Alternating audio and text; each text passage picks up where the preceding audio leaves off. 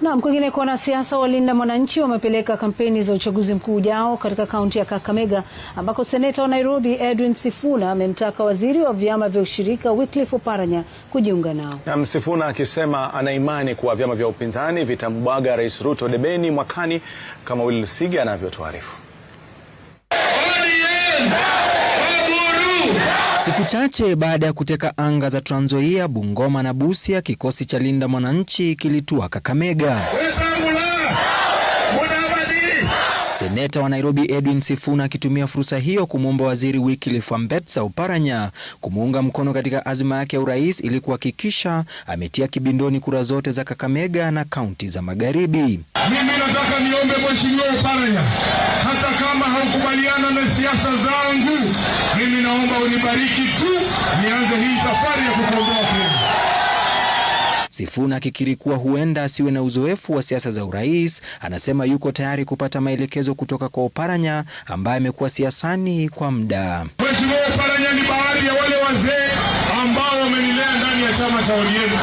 Mimi nataka nimwambie Oparanya, sina ubaya na wewe. Hata wewe ndani ya moyo wako unajua rafiki yako Ruto amedhulumu wananchi wa Kenya. Ombi la Sifuna linajiri wiki moja tu baada ya chama cha Chungwa kumtaja waziri Oparanya kuwa mmoja wa wale watakaowasilishwa kwenye meza ya kuwa naibu wa rais katika muungano wake na UDA. Viongozi wengine wa Linda Mwananchi wakisisitiza kuwa jamii ya Mulembe haitakubali tena kutoa kiti cha unaibu wa rais. Imekuwa ni sisi kusapoti watu wengine. Wakati huu Mwenyezi Mungu ametuonekania Mheshimiwa Oparanya, ile kiti ya deputy president Ruto anakudanganya nayo hatutaki. Viongozi hao pia walimshutumu Rais Ruto kwa kushindwa kutekeleza miradi ya maendeleo yenye tija eneo la Magharibi. Afya yetu imeharibika, uchumi wetu umeharibika, lakini Ruto anatembea akituambia sasa kusahau shida zake zote. Hata anatupatia mpango wa 2060. Mnakubali mpango wa 2060?